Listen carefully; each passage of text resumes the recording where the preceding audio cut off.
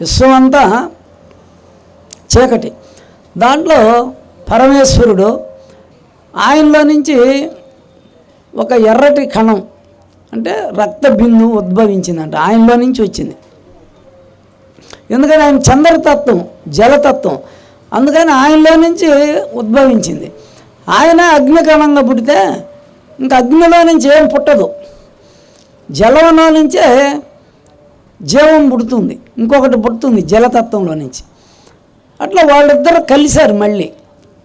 ఆ తెలుపు కణం ఎరుపు కణం, అదే తెలుపు ఎరుపు కలిస్తే కాషాయం కలరు, అది శక్తి, అదే శ్రీ, అదే రాజరాజేశ్వరి. ఆ రెండు కలిసినాక అరుణకాంతి అయినటువంటి పరాశక్తి, పరా అంటే కంటికి కనపడినటువంటి ఆ అరుణకాంతిలో ఉండే శక్తే రాజరాజేశ్వరి. అది 1, 2, 4, 8, 16 అట్లా 32 మల్టిపుల్ అయింది. విశ్వం అంతా ప్రకాశం వచ్చేసింది. అయితే ఆ ప్రకాశం ఎట్టుందంటే మన కంటికి కనపడకుండా ఎంట్రుకలో వేయే వంతు ఆ మిశ్రమ అరుణకాంతి, ఆ పరమాణువులు, అరుణకాంతి పరమాణువులు అణుజ్యోతి అంటాం తెలుగులో. అణుజ్యోతులు ఈ విశ్వాంతరాలం అంతా నిండింది. అయితే దాన్ని అంబ పరమేశ్వరి, అఖిలాండేశ్వరి, అఖిల అన్నములలో ఉంది అమ్మవారు అఖిలాండీశ్వరి. ఆ విధంగా శివశక్తులు ఐక్యమే రాజరాజేశ్వరి.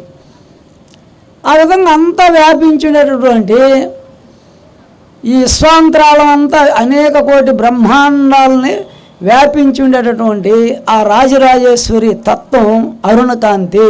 నామం రూపాలు 2 ఉండే శివపార్వతులకి. భగవంతుడికి నామరూపాలు లేవు అంటారు, కాదు, ఆ తెల్ల కణంకే నామం ఉంది, అంటే మాట్లాడే శక్తి. ఆయనలో నుంచి బయటకు వచ్చిన పార్వతీదేవి ఎర్ర కణానికి రూపం ఉంది, అంటే అగ్ని. అగ్నికి రూపం, ఈ కంట్లో అగ్ని ఉంది, అందుకే రూపాలను చూడగలుగుతుంది. పాదాలలో చేతుల్లో అగ్ని ఉంది. ఈ పాదాలు కూడా మనం వేసేటప్పుడు ఎక్కడ ముళ్ళు ఉన్నాయి, ఎక్కడ చెడు ఉందో, ఎక్కడ రాయి ఉందో ఈ పాదం తప్పించి వేస్తుంది గబక్కన. అందువల్ల కంట్లో మనకి చేతుల్లో పాదాల్లో అగ్ని ఉంది. అది ఎక్కడి నుంచి వస్తుందంటే నాభి నుంచి వస్తుంది. అట్లా విశ్వం అంతా కూడా వ్యాపించినటువంటి ఆ యొక్క పరబ్రహ్మ నామరూపాలతో ఉండరు. ఈశ్వరుడికి నామం అంటే శబ్దం, అమ్మవారికి రూపం ఉంది. అది ఏం జరిగిందంటే మళ్ళీ ఒక శివపార్వతులు విడిపోయి ఆ పార్వతీదేవి పంచభూతాలుగా తయారైంది. భూమి, జలము, అగ్ని, వాయువు, ఆకాశంగా తయారైంది. ఆ పైన ఓజోన్ పొర అవతల ఉండేది పరమేశ్వరుడు, ప్రకాశం, వెలుగు ఉంది. ఈ కింద ఈ భూమి, జలము వచ్చి అన్నము అంటారు. భూమి మీద జలం ఉంటేనే నాచు, పీచు, చెట్లు, మొక్కలు, వృక్షాలు తయారవుతాయి. పిండము అంటే అగ్ని. అగ్ని ఏదైనా తీసుకొని దహించేస్తుంది, సూక్ష్మ రూపంలోకి మార్చి అది విశ్వంలోకి పంపిస్తుంది. అందువల్ల పైన వాయువు, ఆకాశం ఉంది. అది కూడా పిండానికి సంబంధించింది. ఈ తిన్న ఆహారం నాభి, హృదయము, కంఠం ఎట్లా మనలో అగ్ని, వాయువు, ఆకాశం, పిండం. ఆ తర్వాత ఉండేది పైన బ్రహ్మాండం. అంటే బాహ్యంగా భూమి మీద ఉండేటటువంటి జలము, చెట్లు, వృక్షాలు వీటన్నీ కూడా ఆ చెట్లలో ఉండే ఎసెన్స్ని ఈ సూర్యకిరణాలు ఆవిరి చేసి పైకి నిరంతరం పంపిస్తుంటుంది. అది ఓజోన్ పొరగా మారి పైన సూర్యకిరణాల్లో నుంచి వచ్చే చెడు కిరణాలని జీవరాశి మీద పడకుండా మనకు రక్షణ జరుగుతూ ఉంటుంది. ఈ బాహ్యంగా ఉండే పంచభూతాలే త్రిమూర్తులు. భూమి జలము. భూమి జలం ఉండే కాడ కోరికలు వస్తాయి, ఉత్పత్తి జరుగుతుంది. భూమి జలం కానీ నాచు పీచు మొక్కలు, క్రిమి కీటక పశుపక్ష మానవులు, భూమి మీదనే ఉత్పత్తి జరుగుతుంది. దానికి అగ్ని కిరణాలు ఉంటే ఈ జీవరాశి ఉత్పత్తి అవుతుంది. అందువల్ల బయట ఈ భూమి జలము అగ్ని స్థూలంగా కనపడేటటువంటి నాచు పీచు చెట్లు మొక్కలు వృక్షాలు క్రిమి కీటక పశుపక్షాదులు ఇవన్నీ కూడా కదిలేటటువంటి జీవరాశి. మనం ఈ చెట్లకి మనసు ఉంది, ఎందుకంటే జీవం ఉంది కాబట్టి మనసు ఉంది. ఒక చెట్టు కింద మంట పెడితే అది అల్లాడిపోతుంది, ఎందుకు మనసు ఉంది కాబట్టి చెట్టు బాధపడుతుంది. దానికి ఆత్మ ఉంది, ఆ చెట్టుకి ఆత్మ కూడా ఉంది, మనసు ఉంది, దానికి బుద్ధి లేదు. అయితే మనసు కోరికలు కోరుతుంది.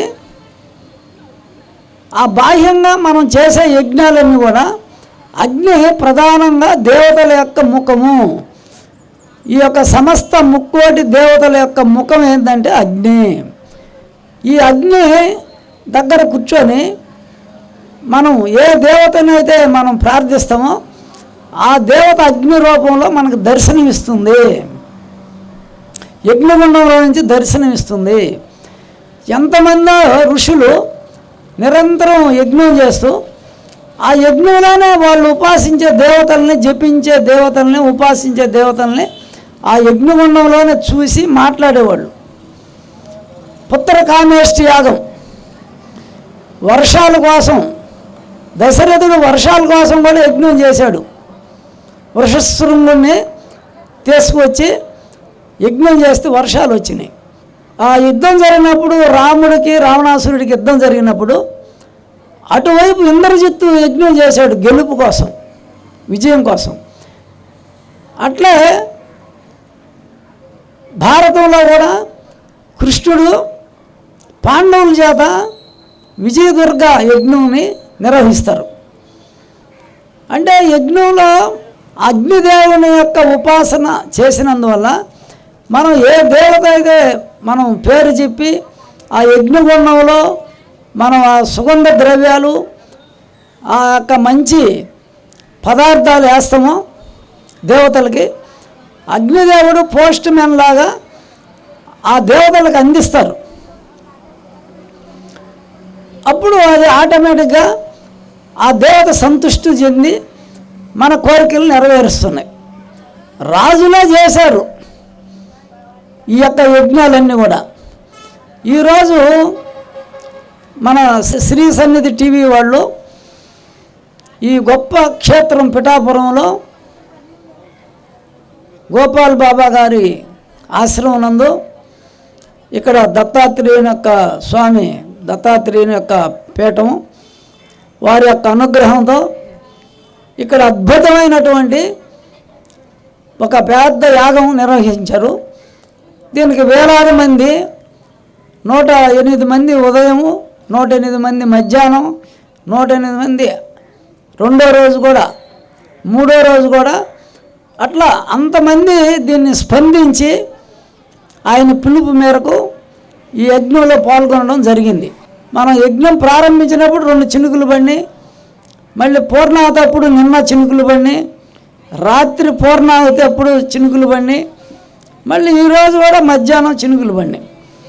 అంటే ఆ వేద పండితులు తన్మయత్నం చెంది ఆ యొక్క దుర్గాదేవిని, చండీదేవిని, రాజరాజేశ్వరిని, ఆ లలితా త్రిపుర సుందరిని వాళ్ళు ఆ విధంగా స్తుతించారు. వాళ్ళు పాడే పద్యాలు, పాటలు, ఆ దేవత యొక్క స్తోత్రాలు చాలా అద్భుతంగా వాళ్ళు పారవశ్యతో చెప్పినందువల్ల ఆ వర్షం వచ్చింది పూర్ణాది సమయానికి. అంటే కొంచెం ప్రకృతి మాత ఆనందపడింది ఎక్కువగా. ఆమె ఆనందపడినప్పుడు ఖచ్చితంగా వర్షం పడుతుంది.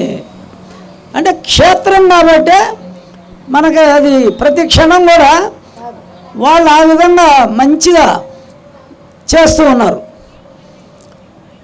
తర్వాత ఈ శ్రీసన్నిధి ఛానల్ ఆయన సత్యం గారు దాని వ్యవస్థాపకులు అహర్నిశలు కష్టపడుతున్నారు.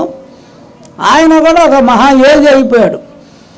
యోగులందరితో కలిసి అనేక ఇంటర్వ్యూలు చేసి ఎన్నో ఆధ్యాత్మిక రహస్యాలు, ధ్యానం, జ్ఞానం, ప్రాణాయామం, భక్తి, జ్ఞానం ఇవన్నీ కూడా బయటికి తీసి ఆయన కూడా అంతా ఇల్లు వాకిలి వదిలి ప్రతి నెల బయట తిరుగుతూ ఉన్నారు. ఆయన అన్ని ఆశ్రమాలు అక్కడ ఆయన కృషి చేసి ఆ ఛానల్ నిర్వహిస్తున్నారు. ఒక సామాన్యమైన వ్యక్తి ఒక ఛానల్ పెట్టి ఆయన లోపల ఉండే అంత జ్ఞానాన్ని పొంది ఆ యొక్క గురువుల యొక్క సాన్నిధ్యంతో సహచర్యంతో గొప్ప జ్ఞానిగా మారాడు. ఆయన మారి ఆ శ్రద్ధ పుట్టింది ఆయనకి. సూర్యచంద్రులు ఉన్నారు.